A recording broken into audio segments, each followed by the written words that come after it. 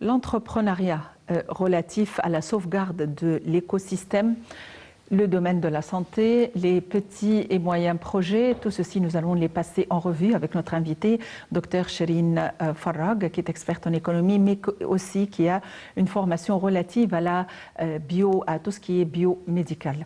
Dr Chérine Farrag, bonjour, et bonsoir plutôt, bonsoir. Et bienvenue avec nous. Merci. Aujourd'hui, quand on parle de petites et moyennes entreprises et de micro-projets, on parle aussi de ce domaine, de ces entreprises dans le domaine de l'agroalimentaire, dans le domaine de l'agriculture, de manière à savoir comment soutenir l'écosystème. Quelles sont les variables? Quel est le neuf dans ce domaine? Maintenant, vous connaissez, le président a beaucoup d'intéressance pour le million Faddan. Et maintenant, tout le gouvernement travaille pour la culture, pour l'agriculture, pour toutes les choses. Et maintenant, pour les moyennes entreprises et petites entreprises, il y a beaucoup de programmes qui peuvent les aider. C'est pourtant parce que vous connaissez le domaine privé, les entrepreneurs privés veulent qu'il y ait de support de tout le banque, le gouvernement. Et maintenant, vous pouvez avoir beaucoup de programmes qui peuvent financer ces entrepreneurs. Il y a aussi des programmes pour l'éducation, pour ces entrepreneurs. Vous pouvez voir le président tout le temps, il parle pour comment on peut pousser pour aider ces entrepreneurs, comment on peut le faire éduquer, donner les finances. Je crois que maintenant aussi, il y a beaucoup d'intéressance pour vous connaissez, on va avoir le COP 27. Et pourtant, l'environnement, comment on peut faire le problème climatisé, toutes les choses. Parallèlement, il y a beaucoup de travail du gouvernement pour tous ces domaines. Il y a un grand intérêt relatif à l'environnement aussi. On essaye de former les jeunes générations et initier les jeunes vers des projets relatifs à l'environnement et aussi à la sauvegarde de l'environnement. On essaye de sensibiliser les différentes populations vis-à-vis des changements climatiques.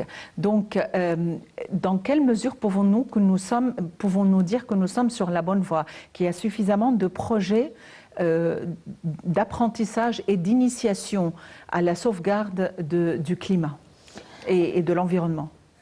Vous pouvez voir que nous sommes dans la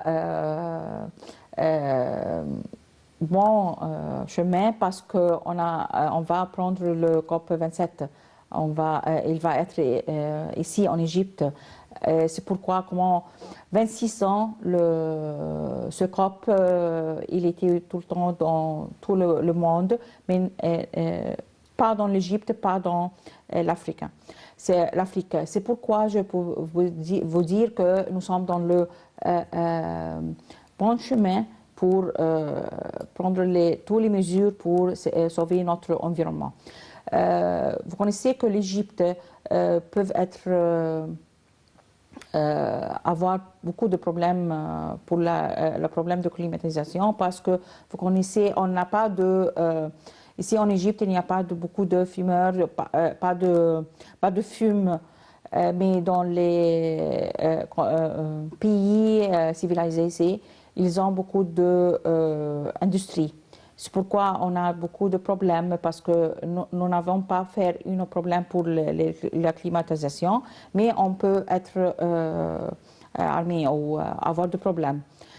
Tous les chemins maintenant nous aident pour faire savoir les jeunesses comment ils peuvent nous aider dans ce chemin, qui nous dirige pour sauver l'environnement, sauver la climatisation, le problème du climat.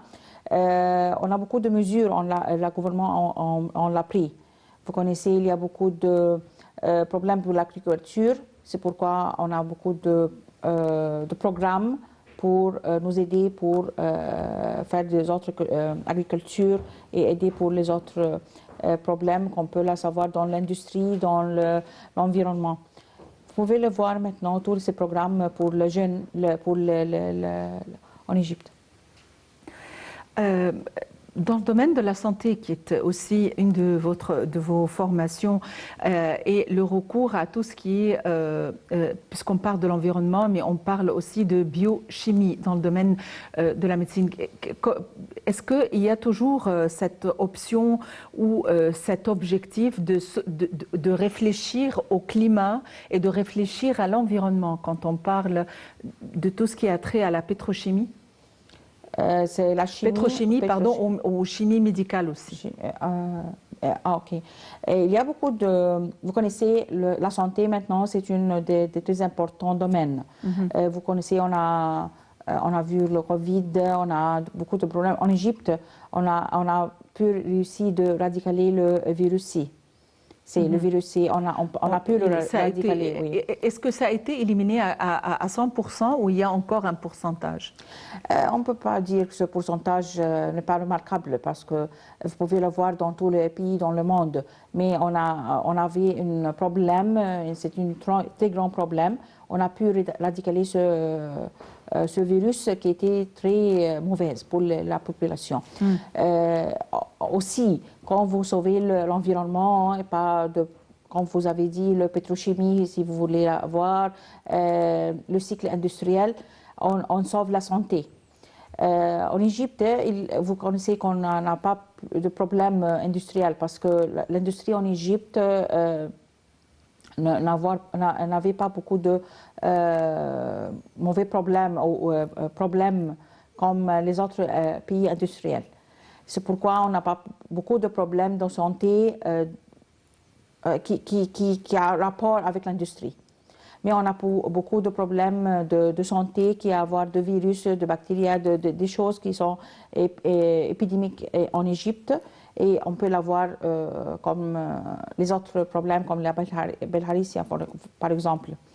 C'est pourquoi on peut dire que la santé, on a beaucoup de réussi, on a pu radicaler le virus C. Pour l'environnement, avec la santé, on a beaucoup de réussite pour Covid aussi, parce qu'on n'a pas beaucoup de problèmes avec le Covid. Vous pouvez voir notre statique, pas beaucoup de maladies comme les autres, par rapport des autres pays, comme l'Europe par exemple.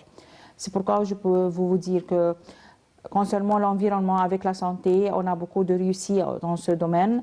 On a beaucoup de réussite parce que l'environnement maintenant, même le président, c'est le premier président en Égypte qui parle pour l'environnement. On a été le président pour l'Afrique. On a parlé sur ce domaine, surtout sur le domaine de l'environnement, quand le président était le président de l'Union africaine. C'est pourquoi je peux vous dire qu'on peut avoir de problèmes, on peut avoir beaucoup de problèmes d'environnement et le problème de climatisation, mais surtout des autres pays, pas de notre comment le faire, pas notre travail. Quand on parle de la société rurale, quand on parle des femmes, les femmes sont formées et initiées de manière à monter leurs propres projets, leur propre start-up, si on peut le dire, même si ce sont de micro-projets. Et ces femmes, évidemment, doivent être en bonne santé. Tout d'abord, sensibilisées vis-à-vis de la santé, leur propre santé et la santé de la famille. Quelles sont les activités entreprises par le ministère de la Santé, justement, pour ces femmes qui sont un des piliers importants de l'économie égyptienne? Vous connaissez qu'on a lancé un programme spécialement pour les femmes, pour faire le diagnostic. Et pour ces femmes, vous pouvez l'avoir dans tous les chemins si vous voulez avoir dans les hôpitaux. Et maintenant, il y a un programme spécialement pour la femme, comme il y a un autre programme pour le virus C, il y a des autres, le santé. Il y a beaucoup de programmes en parallèle dans le gouvernement, dans le ministère de Santé. Il y a aussi, vous connaissez le président totalement donne les push pour la femme pour faire vous connaissez, il y a beaucoup maintenant de femmes dans le Parlement, il y a beaucoup de femmes dans les ministères. Maintenant, la femme a complètement a une autre, a pris son right, comment on dit, ses droits. Ses droits.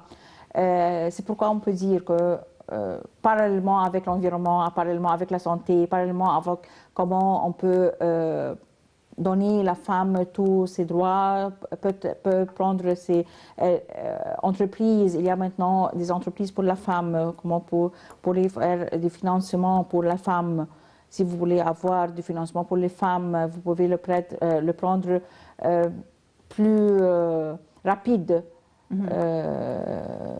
Totalement au passé, il n'a pas le même c'était pas la même chose. Au passé, l'homme qui prendrait ses financements, l'homme qui travaille dans l'industrie, l'homme qui travaille dans le moyen entrepreneur ou petit entrepreneur. Mais maintenant, il y a beaucoup de programmes qui sont dirigés pour la femme.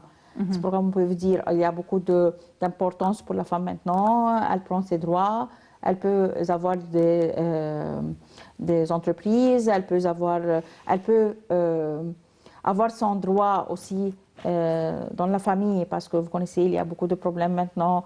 On parle à la femme, ses droits, comment être... vous connaissez, nous sommes dans Est-ce qu'on peut dire qu'il y a encore un problème dans les sociétés rurales et les sociétés éloignées, on parle éloignées de la capitale ou des grandes villes? Est-ce qu'on peut parler toujours un peu de discrimination, à votre avis? Je crois oui.